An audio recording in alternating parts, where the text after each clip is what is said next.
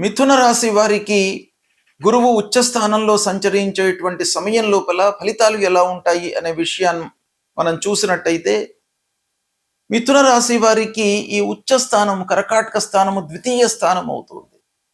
అంటే ద్వితీయ స్థానంలో బృహస్పతి సంపూర్ణ శుభగ్రహము సంచరిస్తున్నాడు కనుక మిథున రాశి వారికి బాగా అనుకూలమైనటువంటి సమయము.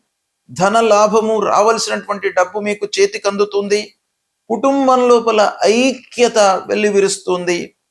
కాకపోతే మీ యొక్క మాటకు సమాజంలో గౌరవము లభిస్తుంది.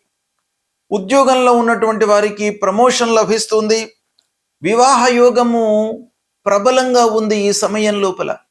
వివాహ ప్రయత్నాలు చేస్తున్నటువంటి వారికి చాలా అనుకూలమైనటువంటి సమయము. సంతానం కూడాను ఈ సమయం లోపల కలుగుతుంది. వ్యాపారస్తులు కొంత ఆలోచించి పెట్టుబడులు పెట్టినట్టయితే చాలా విషయాలలో లాభము చేకూరుతుంది.